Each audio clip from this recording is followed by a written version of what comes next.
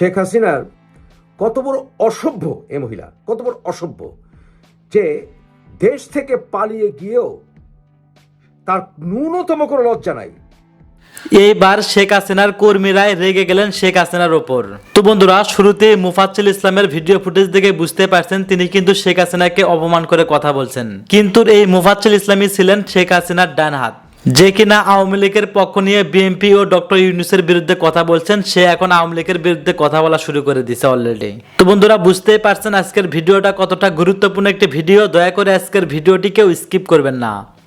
তো বন্ধুরা, চলুন ভিডিওতে আজকে আর বেশি কথা বাড়িয়ে আপনাদের মূল্যবান সময়টি আমি নষ্ট করতে চাই না। সরাসরি আজকে আমি চলে যাব মুফাজ্জল ইসলামের কাছে, আর তার কাছ থেকে আজকে আমরা শুনবো এই আওয়ামী লীগ ও শেখ হাসিনার কর্মী এখন শেখ হাসিনার বিরুদ্ধে কি বক্তব্য দিচ্ছেন।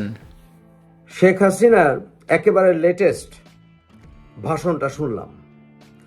কত বড় অসভ্য এ মহিলা, কত বড় অসভ্য যে দেশ থেকে পালিয়ে গিয়েও তার ন্যূনতম কোনো লজ্জা নাই।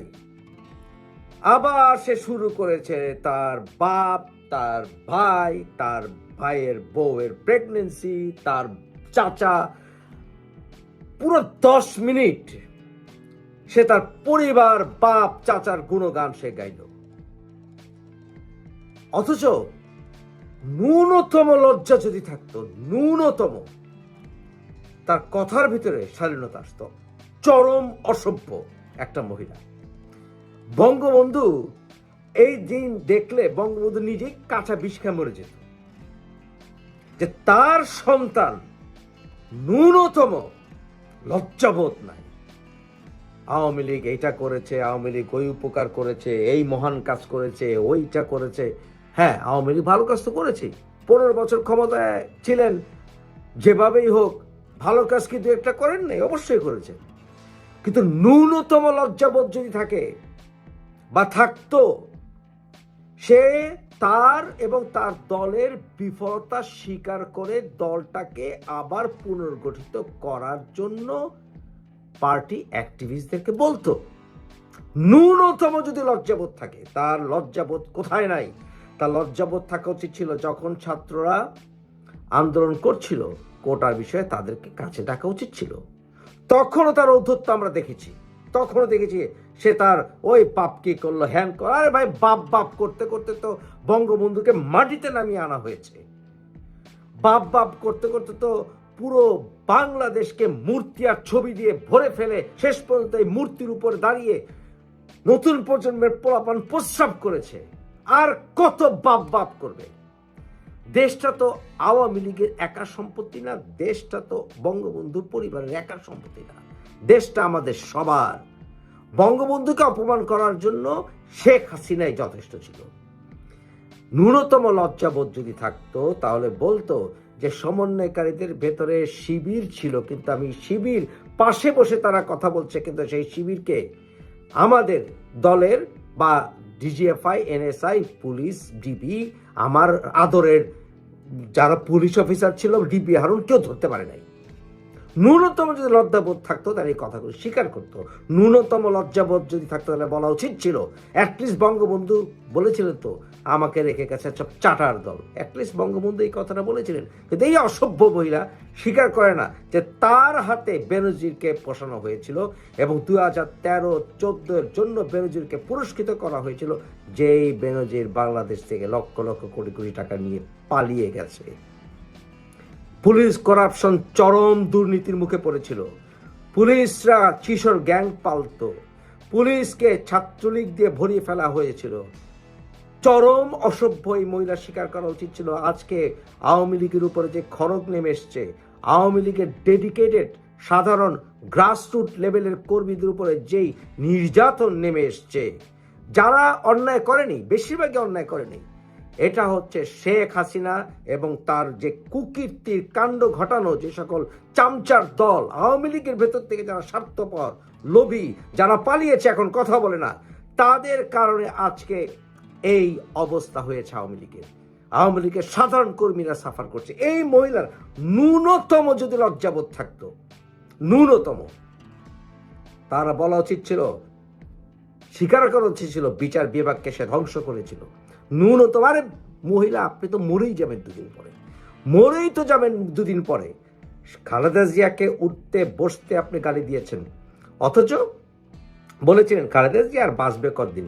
কিন্তু খালেদা জিয়া তো শেষ পর্যন্ত সম্মান পাচ্ছে, খালেদা জিয়া সবার সম্মান পেয়েছে, আপনি পারেননি সম্মান ঠেকাতে, আপনি বরঞ্চ দেশ থেকে ভেগে গেছেন। ন্যূনতম যদি লজ্জাবোধ থাকতো আপনি বলতেন ভারত কিভাবে বাংলাদেশের অপমান করছে, বাংলাদেশে কাঁটাতারে ফেলানিকে ঝুলিয়েছিল, আপনারা পারেননি। বাংলাদেশের বর্ডারে এই ভারতের সেনাদের দ্বারা আমাদের বাংলাদেশিদেরকে লাগাতার হত্যা করেছে, সেই বিষয়ে আপনাদের বিফলতা ছিল, আপনার স্বীকার করা উচিত ছিল। ন্যূনতম লজ্জাবোধ যদি থাকতো আপনি বলতেন কিভাবে বাংলাদেশের প্রতিটা ডেমোক্রেটিক ইনস্টিটিউশন আপনারা ধ্বংস করেছেন, কিভাবে হাজার হাজার বিএনপি এবং বিরোধী কর্মীদেরকে আপনারা গুম করেছেন, খুন করেছেন, কিভাবে র্যাব বাহিনীকে, পুলিশ বাহিনীকে লেলিয়ে দিয়েছেন গণতন্ত্র হত্যায়। আপনারা সুষ্ঠু নির্বাচন দেন নাই। আপনারা ন্যূনতম যে লজ্জাবোধ থাকতো তাহলে বুঝতেন যে আপনার শেখ হাসিনা, আপনার মুখে কোনো লাগাম নাই, এবং পুরো বাংলাদেশের মানুষ এমনকি আওয়ামী লীগের নেতারা পর্যন্ত মনে করে আপনার এই মুখটার জন্য আজকে আওয়ামী লীগ ধ্বংসের মুখে দাঁড়িয়েছে। পুরো বাংলাদেশে আওয়ামী লীগের একটা মিছিল হতে পারে না, একটা মিটিং হতে পারে না, আওয়ামী লীগের ব্যানার দেখলে মানুষ এখন পেটায়। আপনার ন্যূনতম লজ্জাবোধ থাকলে আপনি বলতেন যে নূর হোসেন আওয়ামী লীগের অ্যাক্টিভিস্ট হয়েও, যুবলীগের অ্যাক্টিভিস্ট হয়েও নূর হোসেনকে আপনি সম্মান দিতে পারেননি। এরশাদের মতো একটা বদমাশকে পাশে নিয়ে রাজনীতি করিয়েছেন, জাতির সাথে বেইমানি করেছেন। আপনার যদি ন্যূনতম লজ্জাবোধ থাকতো আপনি বলতে পারতেন সত্যিকার মুক্ত চিন্তকদেরকে আপনি এই ধর্মান্ধতা ঠেকানোর জন্য আপনি কোনো পদক্ষেপ নেন নাই, প্রকৃত ইসলাম বাংলাদেশে কায়েম করার জন্য আপনি কোনো পদক্ষেপ নেন নাই। একদিকে ঢুকিয়েছেন মৌলবাদীদেরকে, এখন তারা বেরিয়ে আপনাকে এখন উঠতে বসতে জুতা মারছে। এই মোল্লা মৌলবী কট্টররা আপনি সন্ত্রাস দমন করতে পারেন, সন্ত্রাস আপনি চাপা দিয়ে রেখেছিলেন, যা এখন বেরিয়ে এসছে। বর্তমানে বাংলাদেশে যে অরাজকতা চলছে তার জন্য নাম্বার 1 দায়ী ছিলেন আপনি। ন্যূনতম লজ্জাবোধ থাকলে বাংলাদেশের আওয়ামী লীগের নেতারা, বাংলাদেশের ডেডিকেটেড ছাত্রলীগের নেতারা যারা ন্যূনতম চাঁদাবাজি করে নাই, তারাই এখন সবচেয়ে বেশি শিকার হচ্ছে অন্যায়ের।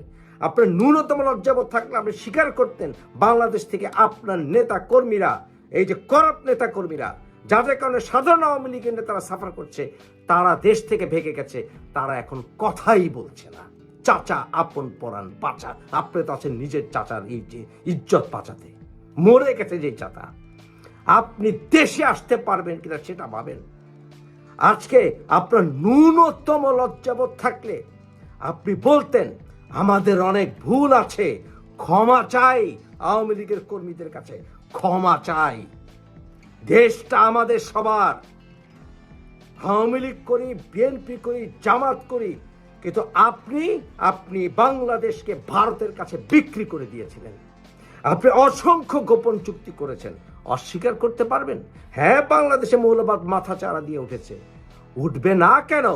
কারণ আপনি যে ভারতের পা চাটতেন, সেই ভারত হিন্দুত্ববাদীদের পকেটে, যেই ভারত এখন আর সেকুলার দেশ নয়, যে ভারতে মসজিদের পর মসজিদ ভাঙে, যেই ভারতে মুসলমানদেরকে অত্যাচার করা হয়, যেই ভারতে মুসলিম হিন্দু বিয়ে হলে বলে লাভ জিহাদ, যেই ভারতে ঘর বাপাসি করে জোর করে খ্রিস্টান এবং মুসলমানদেরকে হিন্দু বানানো হয়, যেই ভারতে কাশ্মীরকে লকডাউন করে রাখা হয়, যেই ভারতে খ্রিস্টানরা থাকা অসম্ভব হয়ে দাঁড়িয়েছে, যেই ভারতে দলিত হিন্দুরা নির্যাতিত হচ্ছে, সেই ভারতের জবাবে বাংলাদেশ তো মৌলবাদ জাগবেই। কারণ আপনি কোনো অবস্থাতেই বিএনপির মতো গণতান্ত্রিক দলকে আপনি দাঁড়াতেই দেননি। ন্যূনতম লজ্জাবোধ থাকলে আপনার স্বীকার করা উচিত ছিল যে আপনাদের কি অন্যায় ছিল। চাটার দলকে নিয়ে আপনি আওয়ামী লীগকে ধ্বংস করেছেন, আওয়ামী লীগকে ধ্বংসের পেছনে, বিপদে ফেলার পেছনে আপনি নাম্বার 1 দায়ী শেখ হাসিনা। ন্যূনতম লজ্জাবোধ আপনার যেহেতু নেই, আপনার এই মুখের কারণেই আজকে আওয়ামী লীগ নয়, শুধু বাংলাদেশ ধ্বংসের মুখে দাঁড়িয়ে গেছে। ছি শেখ হাসিনা। ধন্যবাদ প্রিয় দর্শকবিন্দু, এতক্ষণ আপনারা দেখলেন মুফাজ্জল ইসলামের বক্তব্য। এই মুফাজ্জল ইসলাম কিন্তু আগে আওয়ামী লীগের পক্ষ নিয়ে কথা বলছে, সে ছিল আওয়ামী লীগ এবং শেখ হাসিনার কর্মী। তিনি কিন্তু এখন বিএনপির পক্ষ নিয়ে কথা বলতেছে এবং আওয়ামী লীগের বিপক্ষে নিয়ে কথা বলতেছেন। তো বন্ধুরা, এই বিষয় নিয়ে আপনাদের কি মন্তব্য অবশ্যই কমেন্ট বক্সে কমেন্ট করতে ভুলবেন না। আর হ্যাঁ, এমন নিত্য নতুন আপডেট খবর সবার আগে পেতে এখনই আমাদের এই পিচ্চি সাকিব ইউটিউব চ্যানেলটি সাবস্ক্রাইব করুন। ধন্যবাদ।